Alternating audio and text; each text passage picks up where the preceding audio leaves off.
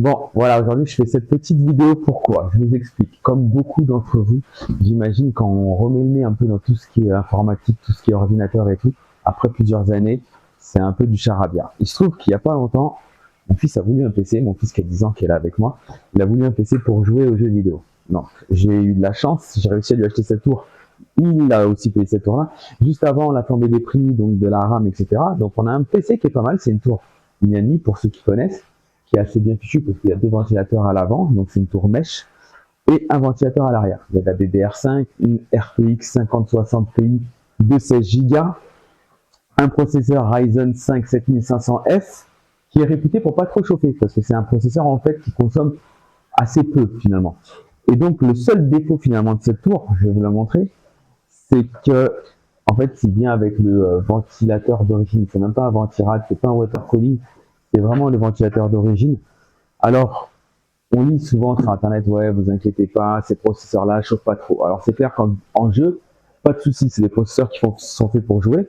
Donc par exemple, moi quand je joue à des jeux un peu poussés, etc., il y a pas longtemps j'ai joué à Silent Hill par exemple, où j'avais mis les réglages vraiment au maximum. C'est vrai que c'est surtout la carte graphique qui bosse, et moins le processeur. Mais dans ce cas-là, ça chauffe pas trop. L'autre jour, j'ai voulu en fait extraire un espèce de fichier très très lourd, il y en avait pour 40 minutes en fait, et là, j'ai commencé à voir avec mon logiciel les températures qui s'excitaient complètement. Ryzen 5 7500F ont monté à 90 degrés. J'ai dit non, c'est pas possible. Le petit ventilateur d'origine, il faut plus que ça reste. Donc, j'ai acheté un water cooling. Mais pourquoi je fais cette vidéo? Pourquoi elle va être différente des autres? Parce qu'en fait, voilà, j'y connaissais absolument rien. C'est la première fois que je vais en installer un. Et au début, on a tellement de questions. Comment ça fonctionne? Est-ce que ça passe dans ma tour ou pas? Comment on fait, etc. Donc, je me suis dit, tiens, je vais essayer de faire une vidéo un peu différente de ce qu'on trouve sur le net. Parce qu'on voit plein de vidéos de mecs qui s'y connaissent, qui en ont monté plein. Voilà, donc c'est vrai que c'est pas évident. Déjà, par exemple, premier doute que j'avais avec cette tour-là, qui est assez petite, hein, on a une carte mère micro ATX là-dedans. Je me suis dit, mais est-ce que ça va passer ou pas? Donc bon, j'ai été sur la fiche du constructeur. Effectivement, ça marque en haut, on peut mettre un water cooling jusqu'à 240 mm. Donc, deux ventilateurs. Vous voyez, il y a les. Faut savoir que dans les nouvelles tours, pareil pour ceux qui ne connaissent absolument pas, il y a des endroits pour mettre après les vis du water cooling. Donc, j'ai déjà en fait regardé dans la boîte la taille du radiateur que j'ai appliqué en haut. Et en fait, ce qui se passe, c'est que voilà, le doute que j'avais était vraiment bête. Hein. C'était est-ce que ça allait passer parce qu'on a en fait la rame qui est assez haute. Et je me suis dit non, c'est trop vite, ça va jamais passer ma tour. Donc pas de souci, c'est fait pour, ça va marcher. Donc déjà, si vous avez cette inquiétude là, vous pouvez l'enlever. Ce que vous verrez aussi après par la suite, c'est que bah, c'est une carte mère Asus, donc qui est pas mal, qui a voilà, qui suffit amplement, mais ça reste une entrée milieu de gamme. Donc on n'a pas forcément près les prises pour pouvoir brancher la pompe du water cooling, etc. Donc il va falloir voir comment on le branche quand on n'a pas forcément la prise faite pour la pompe. Donc moi dans mon cas, et ça on le verra bien plus tard, ça va être sur la prise CPU fan que je vais brancher en fait la pompe. Pourquoi? Parce que c'est la prise la plus importante. Il faut savoir que s'il n'y a rien branché sur cette prise-là, le PC peut refuser de se lancer. Mais moi, c'est là-dessus que je vais brancher la pompe. En fait. Donc voilà, maintenant on va passer au water cooling que j'ai choisi. Alors j'ai choisi le MSI Core Liquide E240. Voilà, il y a mieux, il y a le A15 que j'aimais bien par exemple, je crois qu'il y a des meilleurs specs. Il y a le A13. Je voulais rester sur des MSI parce que j'ai la carte graphique MSI, j'ai la carte mère MSI. Si je vais rester sur MSI, ils ont un super bon logiciel en fait. C'est Mystic Light ou un truc dans le genre qui contrôle bien tous les ventilos. Donc ça fait un mois que j'utilise et j'aime bien le logiciel. Donc je me suis dit, je vais rester dans la marque. Et puis surtout, celui-ci, ce que j'ai aimé, c'est qu'il fait assez classe en fait. Il est assez discret. La partie, voilà, la pompe, elle est franchement discrète. Le RGB est assez beau. Les deux ventilos sont en RGB. Donc je suis resté sur du MSI. Il faut savoir que ce produit-là, aujourd'hui on est le 5 janvier, j'ai vu sur Amazon.fr, il était à 70 euros. Moi j'habite au Portugal, donc je l'ai payé, il vaut 79 sur Amazon Espagne. Et l'autre jour, je sais pas pourquoi, il était à 58. Donc je l'ai acheté direct, je me dis à 58 balles, un water cooling MSI qui a fait ses preuves. Voilà, autant se jeter dessus. Petit unboxing, pour voir comment ça se présente. Il faut savoir encore une fois un truc qui me faisait un peu peur aussi, c'est que contrairement à d'autres water cooling, comme celui-ci est sorti il y a déjà un peu plus d'un an, il est en fait vous allez avoir, ça se présente comme ça, le radiateur avec la pompe, un ventilateur et un deuxième ventilateur. Et un petit sachet avec toute la visserie, les câbles, etc. Donc ça s'adapte sur les Intel comme sur les AMD. Donc première chose à faire, c'est de se débarrasser des vis qui sont faites pour le processeur parce qu'on n'en a pas besoin. Voilà, ce qui me faisait peur avec ce modèle-là, en plus, comme c'est la première fois que j'en monte un, c'est que les ventilos, eux, sont pas fixés dessus. Faut savoir un truc, c'est que maintenant, il y a des modèles qui viennent déjà avec les ventilos dessus, donc clairement, c'est beaucoup plus pratique. Ça donne un peu moins de boulot. Donc, première chose à faire, si j'ai envie de dire, hop, avant même de commencer à installer les ventilos ou quoi que ce soit, c'est déjà regarder effectivement, on va enlever le bazar, où fixer, comment installer le water cooling. Donc, règle de base que vous avez peut-être déjà vu ailleurs, que j'ai bien mémorisé, le water cooling, il faut toujours que la pompe soit en dessous. C'est-à-dire que ça peut être comme ça, c'est l'idéal. Ça peut être éventuellement, certains le mettent en face avant, avec la pompe, voilà, comme ça, mais jamais le radiateur en dessous et la pompe au-dessus. Ça, faut pas. C'est-à-dire que si votre tour vous permet de mettre le water cooling, le radiateur en bas et la pompe au milieu, c'est pas fait pour. Il faut vraiment que le liquide qui soit dedans puisse circuler comme il faut. Donc moi, j'ai fait le choix, après avoir justement fait différents tests, de mettre à peu près comme ça. Voilà. Vous pouvez faire le choix de le mettre comme ça, il y en a qui préfèrent, mais moi je trouve que là c'est trop serré et puis ça va gêner le ventilo arrière. Donc là je me dis, comme ça à l'avant, c'est ce qui me semble être le plus logique. Donc on va l'installer comme ça. La prochaine étape, donc ça va être tout simplement de brancher les ventilos. Les ventilos qui, alors c'est vraiment une première pour moi, je vous le dis franchement. Donc voilà, franchement ils sont de bonne qualité, ça c'est un truc qui m'a... on va faire trop de bruit avec tous ces plastiques là, hop, on va les mettre par terre. Bonne qualité, franchement les ventilos MSI avec le petit dragon au milieu. Alors moi je suis pas forcément très fan du petit dragon, j'aurais préféré qu'on ait juste le logo MSI ou quelque chose comme ça. Mais au niveau de la qualité, franchement on est pas mal, les palettes elles ont l'air d'être très bonnes. Encore une fois, de toute façon c'est une marque qui a fait ses preuves. Donc clairement, comment ça va s'installer? Il va falloir que j'installe les deux ventilos. Comme ça, enfin, faire attention quand vous les installez, le sens des fils. Le but c'est de mettre les fils sur ce qui va être au fond de la carte, au fond de la tour, pour pas que ça soit visible déjà, que ça soit plus joli. Voilà, comme ça, grosso modo, ça va être comme ça. Devant, on aura ça, les fils sont sur la partie arrière. Ça va être beaucoup plus facile pour les passer derrière, et surtout, ça va être plus beau esthétiquement. Il n'y a rien à voir. Hop, voilà, les affaires sérieuses commencent. Donc, l'objectif là, c'est de fixer mes deux ventilos et également de voir comment les brancher. Parce que les ventilos, il faut savoir, c'est que vous avez un câble pour l'alimentation et un câble pour le RGB. Deux choses différentes. Donc l'alimentation, si je dis pas de bêtises, c'est du 5 volts. Non, ça c'est pour les RGB. Donc voilà, ils sont faits pour se connecter entre eux. Donc là, ça va être la prochaine étape. Hop. Je défais toutes les vis. Voilà, j'enlève les pièces qui ne me servent à rien. On a en fait sur les sachets, ça c'est bien fait. Là par exemple, j'ai les vis pour Intel. Donc ça va de côté. Ça, c'est les petites pattes pour Intel aussi. Donc ça aussi, ça va de côté. Ensuite, AMD, comme je suis sur un Ryzen, ça c'est les grandes vis pour fixer les ventilos au radiateur. Voilà. On a le petit tube de pâte thermique, MSI largement suffisant pour installer ça. Bon, bien sûr, il ne faut pas oublier, sur le processeur, je vous le montrerai tout à l'heure, au moment où vous mettez la pompe, il faut mettre de la pâte thermique. On a ensuite des vis qui nous seront utiles, celle-ci aussi et celle-ci aussi. Voilà, il y a deux sachets à mettre de côté en fait, qui font les vis pour Intel. Et là, on a des pattes en plus. Et là, j'ai mes petits adaptateurs AMD qui vont me servir à fixer sur la tête de la pompe et directement sur les pattes de la cartouche. Je vous montrerai tout à l'heure en gros plan tout ça. Maintenant, je vais passer à l'étape du branchement des fils. Bon voilà, je vous cache pas, j'ai mis la vidéo en pause 2 secondes parce que franchement, quand on ouvre ça, ça fait flipper. J'avais ces petites pièces dans un petit sachet, je me suis dit, mais à quoi ça sert? C'est pour les sockets Intel. Donc effectivement, ça vient se mettre derrière la carte mère, c'est ce qui va servir de support. J'en ai pas besoin, j'ai de la chance, je suis sur AMD. Avant de parler des fixations pour le processeur, on va monter donc les ventilos. Donc le dessin vers l'intérieur de la tour, ce qui est logique, c'est la partie esthétique la plus jolie, parce que l'air passe dans ce sens-là, donc le but c'est que l'air sorte de la tour, passe dans le ventilo, passe par le radiateur, refroidisse le radiateur et sorte donc du PC. Les câbles, donc comme je l'ai dit tout à l'heure, vers l'arrière. J'ai demandé à mon fils qui est là avec moi maintenant de rapprocher la caméra, comme ça je vais vous montrer un plan un peu plus près de tout ça. Voilà, donc je peux te mettre par là si tu veux, mon poulet, on verra mieux.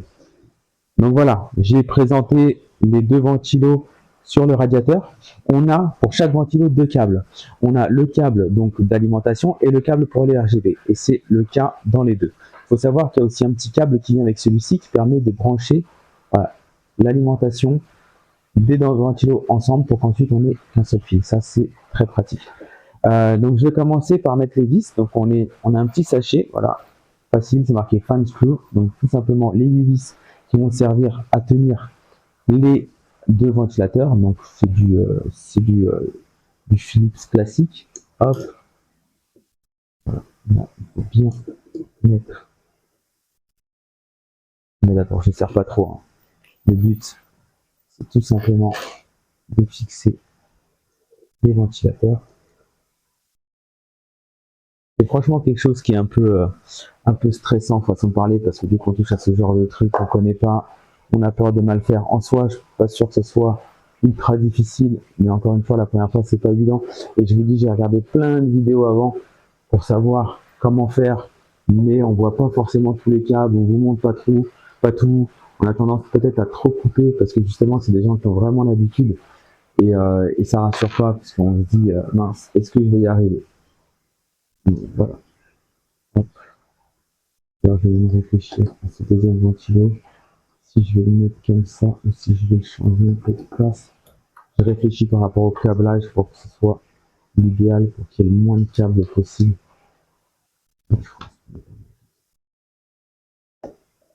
Donc voilà.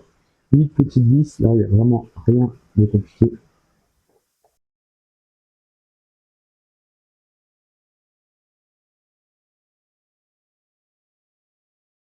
Donc quand même bien penser à bien serrer les vis. Pourquoi? Parce que après ça risque de faire des vibrations en fait, tout simplement. Ça serait dommage d'avoir des ventilos qui se mettent à faire un peu trop de bruit. Donc après vous pouvez toujours remettre un petit peu de tournevis dedans. Moi je fais ça avec des tournevis à l'ancienne. Souvent on voit des vidéos où les gars ont des petits tournevis électriques parce qu'ils font beaucoup de montage PC, donc ils en ont, moi j'en ai pas pour le coup. Même si j'ai vu que ça se vend pas trop cher, genre sur AliExpress et tout, et je pense que si vous commencez à régulièrement faire des trucs comme ça peut être super pratique. Voilà, là, elles sont bien serrées quand même. Encore une fois, j'ai pas envie d'avoir des vibrations qui viendraient ajouter un bruit supplémentaire, parce que c'est pareil, hein, les pompes peuvent faire plus de bruit qu'un petit ventilo classique, même qu'un ventirad. Donc moi, j'ai pas choisi de ventirad, c'est surtout pour une question esthétique, parce que je pense qu'avoir un gros ventirad en plein milieu de sa tour, je suis pas fan de ça. Donc voilà, là, les ventilos, ils ont l'air d'être bien fixés. Je vous montre un petit peu ce que ça donne. Hop, ils sont comme ça. Donc là, ça va être l'avant. Voilà. Maintenant, je vais passer à la partie un peu du câblage. C'est sûr que ça, c'est aussi une partie qui est pas évidente, parce que comme je vous l'ai dit, et je vous remontrerai tout à l'heure, la carte mère, il manque des prises. Donc j'ai dû acheter un boîtier comme ça aussi qui va me servir en fait. Là, ça, je vais m'en servir moi. On peut brancher des ventilos sur celle-là et uniquement les RGB. Moi, je vais m'en servir que pour les RGB. En fait, comme j'ai deux ventilos là, je vais brancher mes deux ventilos là, plus les autres de la tour vont venir se brancher sur ce hub. Il y a des tours qui incluent déjà le hub sur pas mal de marques. Moi sur ce modèle-là, il n'y avait pas. Pourtant, apparemment, sur certaines versions, il n'y a pas. Donc bon, c'est un peu le côté chiant. Mais j'ai acheté un petit hub, ça vaut 10 balles sur AliExpress. Ça, c'est pas un problème. Bon, décidément, les aléas de ma première vidéo avec un micro qui vient de chez Action, c'est pas une bonne idée. Donc là, je suis en train de vous montrer les petites pattes pour les processeurs AMD. C'est franchement relativement simple. C'est-à-dire que ce que je vous expliquais dans les vidéos, c'est qu'il y a deux petites pattes, il suffit de les glisser sur les côtés, donc il y a des encoches. C'est aussi très bien fait, c'est que vous pouvez pas vous tromper de sens. En fait, voilà, les pattes ont un sens qui fait que vous ne pouvez pas vous tromper.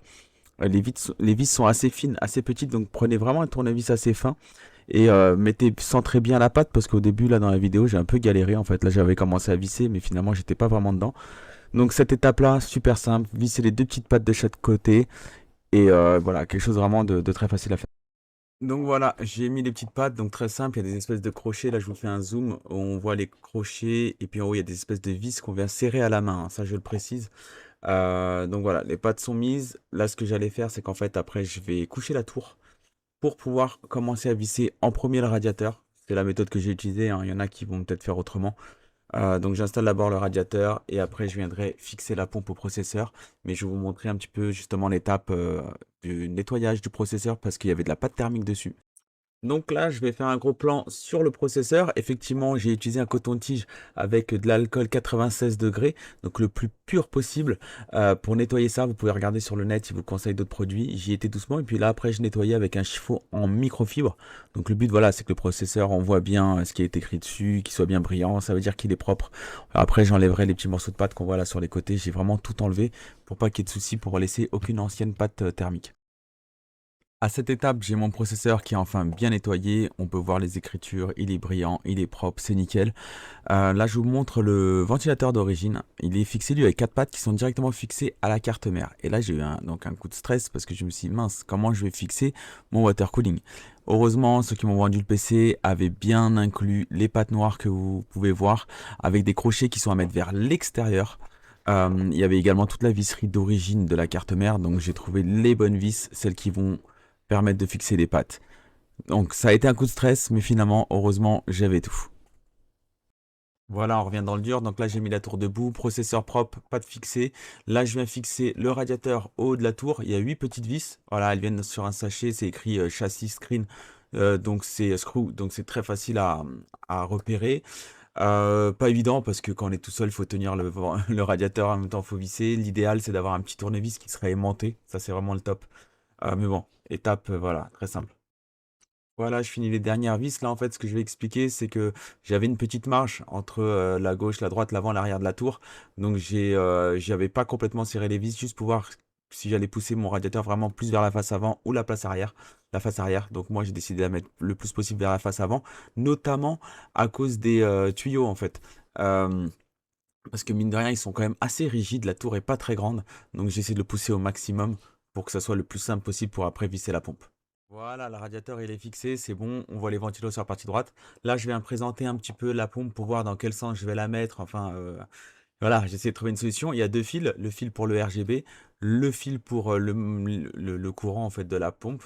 Là, je vous montre en fait que la tête de ce type de pompe-là tourne à 270 degrés. Donc, c'est l'avantage, c'est que vous pouvez la fixer d'une certaine façon et faire en sorte, bah, dans mon cas, par exemple, que le logo MSI soit après bien droit une fois que la tour sera debout. Là, je vais vous montrer également comment j'ai fait pour mettre la pâte thermique. Alors, c'est pareil, j'ai regardé des vidéos sur YouTube. Il y en a qui font un point, il y en a qui font une croix, il y en a qui font des lignes. J'ai vu pas mal de méthodes. Faut savoir un truc, c'est que la pompe, une fois qu'elle est vissée, ça met une pression énorme. Donc, ça aplatit vraiment bien la pâte thermique. La pâte thermique, ça dépend aussi de laquelle vous allez avoir. Moi, pour le coup, c'était la première fois que je le faisais et je me suis rendu compte que celle qui venait avec MSI, elle était quand même assez collante, assez visqueuse pour le coup. Donc c'était pas évident. J'ai vu qu'il y en avait certaines qui étaient beaucoup plus fluides. Donc au début, j'ai un petit peu galéré. Donc je vais faire un point. Moi, j'ai décidé de faire un point. Finalement, je l'ai peut-être fait un peu trop gros. C'est pas conseillé non plus d'en mettre trop parce que après ça peut couler sur les côtés. Apparemment, si elle est conductrice, après ça peut laisser, ça peut venir, vous savez, dans les petits connecteurs à côté, c'est pas très bon. Donc voilà, moi j'ai fait cette espèce de point. J'ai même rajouté après encore un petit peu sur le côté, j'avais peur d'en manquer. Mais je pense qu'au final, ça a été quand même bien appliqué au vu des résultats que j'ai eu par la suite en tout cas. Bon, là, j'ai coupé un petit peu la vidéo parce qu'on voit quasiment que mon bras. Je suis en train d'installer la pompe. Donc, la mettre dessus, c'est pas évident parce qu'encore une fois, la tour est petite. Il faut donc accrocher les crochets qu'on avait vus tout à l'heure sur les petites pattes noires. Vu qu'il y a le ventilo qui me gênait. En bas, j'ai la carte graphique. Là, on la voit, mais ça va, j'avais l'espace. C'est surtout cette vis-là qui était pas évidente. Un petit conseil que je peux donner, c'est lorsque vous serrez les petites pattes, en fait, ne faites pas l'erreur que j'ai fait. C'est que justement, comme celle de gauche était plus simple à visser, j'ai eu tendance à trop la visser, en fait. Ce qui fait que, vous savez, ça a appuyé d'un côté et ça a soulevé un peu l'autre côté. Donc après, j'ai eu du mal à revisser l'autre. Donc finalement, j'ai dû redévisser un peu la première et les visser vraiment au fur et à mesure. Un peu celle du haut, un peu celle du bas. Voilà, pour que ça puisse vraiment se plaquer bien comme il faut. Un peu galère quand on a des grandes mains, mais on y arrive.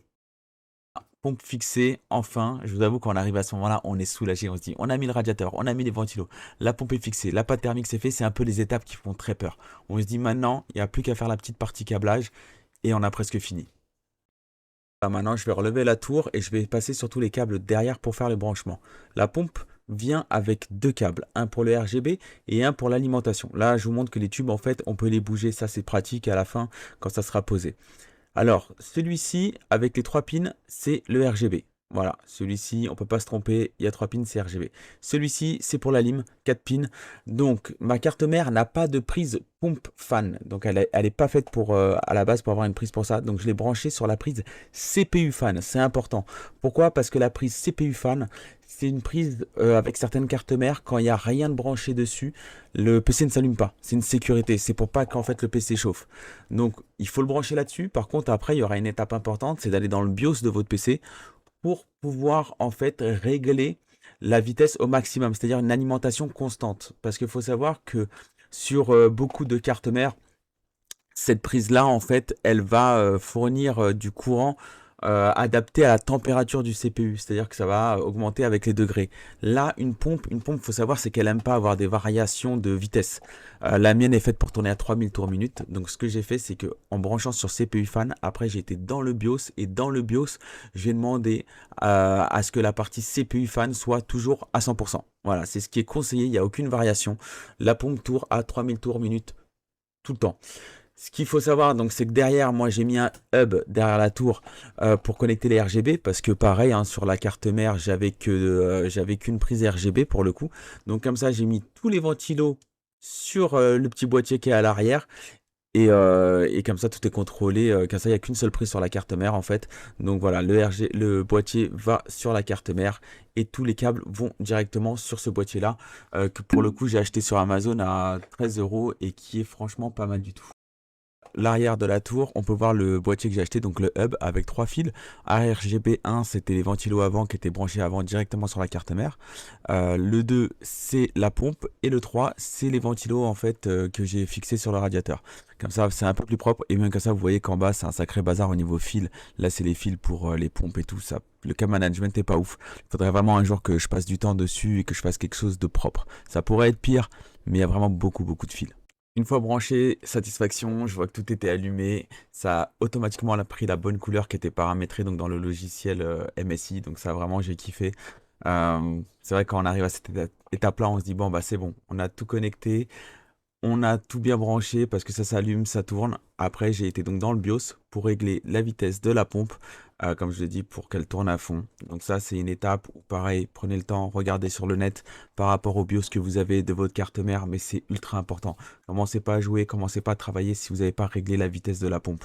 Ça, c'est voilà, indispensable. Cette vidéo fait plaisir. Quand j'ai exécuté cette tâche-là, mon processeur montait à 92 degrés. Avec le water cooling, je suis tombé à 72 degrés. Ça prouve vraiment la différence est énorme, franchement. Et ça permet au processeur vraiment de pouvoir tourner à fond. On va le voir, je suis à ce moment-là à 100% d'utilisation du CPU. Il n'est pas bridé à cause de la température. Ça fonctionne à fond. On peut voir aussi les tours minutes. Je suis à 3100 tours minutes sur le CPU 1. Donc en branchant sur CPU fan en fait, et après avoir réglé ça dans le BIOS, tout va bien, ça fonctionne.